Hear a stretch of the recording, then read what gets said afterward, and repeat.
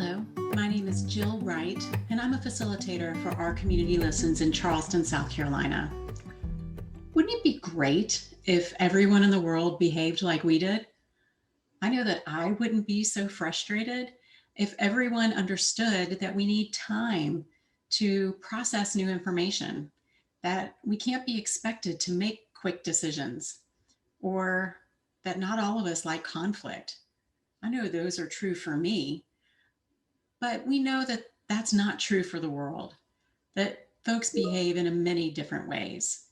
And if everyone behaved like me, we'd miss out on the people who actually do like to make decisions and make good ones. We'd miss out on the visionaries who push the envelope and help us dream beyond what is to what could be. We'd miss out on the people who like to connect others, who like to lighten up the mood with stories and jokes, or who like to push the envelope and keep us moving forward, making changes to make us better. What if, instead of being annoyed by others' behaviors, we actually appreciated them and recognized that their behaviors are things that aren't necessarily strengths for us? So today we're going to talk about behavior. I'm going to define what I mean by behavior. We'll talk about behavior as an expression of a need, and I'll differentiate behavior and judgment. And I love how Brene Brown sometimes talks about judgment and says it's hard to stay out of judgment when we enjoy it as much as we do. And I think that's true for a lot of us. So what do I mean by behavior? If you've taken our class through our community lessons, you know that we talk about behavior as something observable. It can be seen, felt, or heard. It's your eye contact or your smile. It could also be how you behave in a meeting. Are you the person who takes charge? Do you make sure that we're following the agenda and moving along? Are you the person who asks questions and makes sure that we're looking at the problem or the project from many angles? Are you the person who makes sure that the meeting isn't dry by inserting some jokes or sharing an anecdote to bring life to the facts and the data? Or maybe you're the person who makes sure that everyone at the table has had an opportunity to contribute so that everyone is part of the solution. These are all behaviors. And it's important that we understand that some come naturally to us and some we have to work harder at. And instead of being annoyed by others for their behavior, if we understand them more, we might be able to appreciate them more. So what drives behavior? Again, if you've been in our class, you may remember a slide we lovingly refer to as the onion slide. And we show many different layers that ultimately lead to our behavior. And it starts at our core with our needs and our values. And our needs and values are essential and vital to who we are. There are principles that we hold dearly. And those inform our attitudes, which are our opinions, how we judge the world. Our attitudes shape our behavioral tendencies. And these are our tendencies to behave in certain ways and respond to people in certain ways. Now, as I said, a behavior is observable, and we can't observe a tendency. We observe the behavior. So one layer is behavioral tendency, and above that, we have the layer of behavior. In between those two layers is the band of choice. And as we better understand our own behavioral tendencies and recognize the behavioral tendencies of others, we expand that band of choice so that we can choose how we behave when we're with different people and in different situations. Now let's flip the onion and look first at our behavior as an expression of that need. Again, a behavior as an expression of a need. And when we think about behavior in that way, when we observe a behavior in someone else, or maybe we observe our own behavior, instead of rushing to judgment or jumping to conclusions, we take a moment and say, I wonder what is driving that behavior.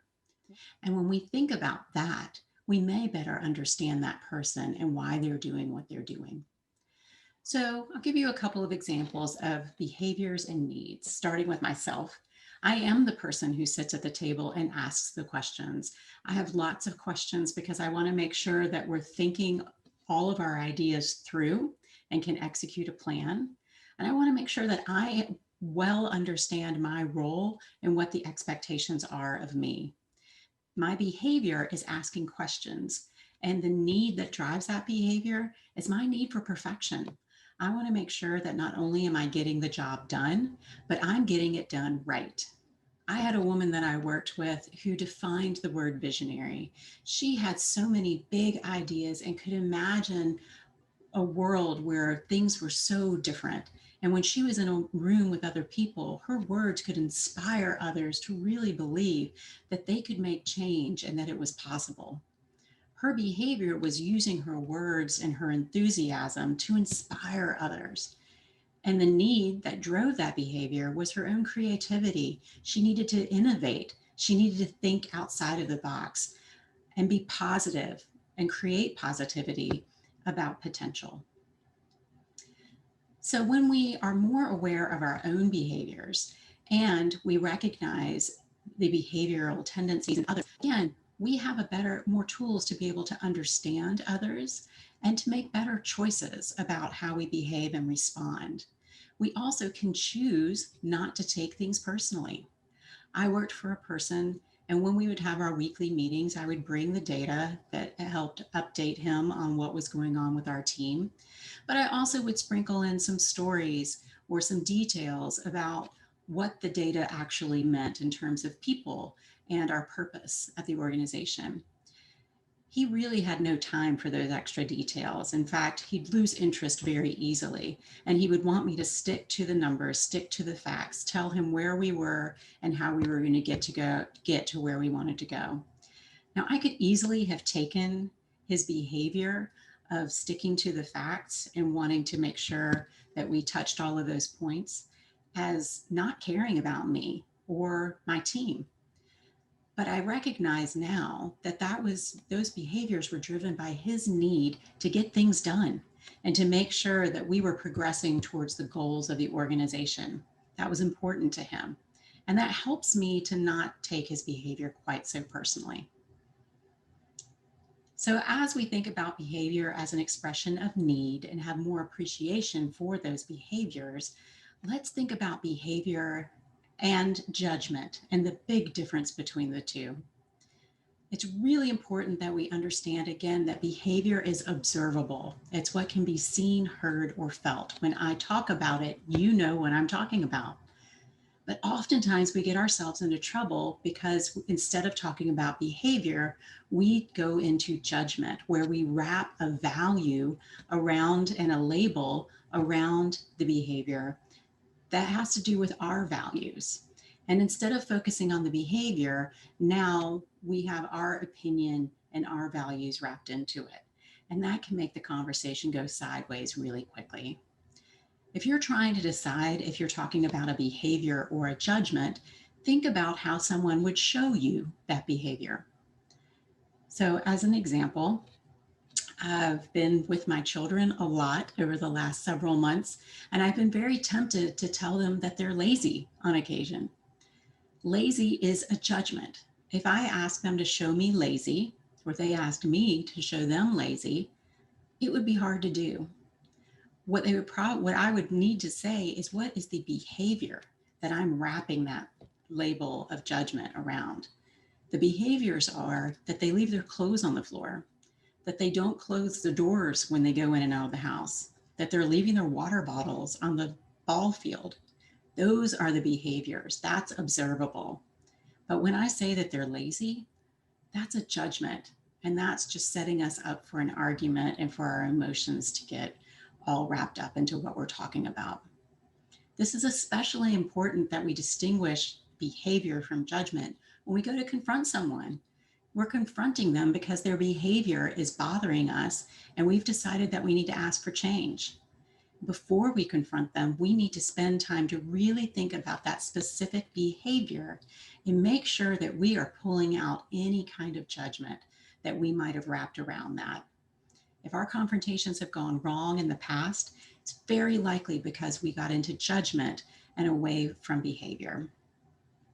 So again, if we think about me confronting my boys about their behaviors, if I were to confront them by saying, boys, I am really frustrated when you're lazy and it makes so much more work for me. That's clearly a judgment, and they're going to get defensive. But if instead I say, boys, I'm really frustrated when you leave your clothes on the floor because that makes more work for me. They may still try to argue with me because they're my kids, but there is a lot less defensiveness with that. There's a lot less emotion wrapped around their clothes being on the floor. That's a fact, it's observable, right? So we're much more apt to be able to have a conversation around that behavior, understanding more of the needs that are leading to that behavior, and me actually getting my needs met with them hopefully changing that behavior. So to wrap up, we understand that behavior is observable, that all behaviors are an expression of a need, and that when we talk about behavior, we really need to stay out of judgment. All of this helps us be more aware of our own behavior and tendencies and recognize them in other people so that hopefully we can grow to appreciate them and maybe even be able to build deeper and better connection with them. So thanks so much for spending some time with me, and I look forward to connecting with you again soon.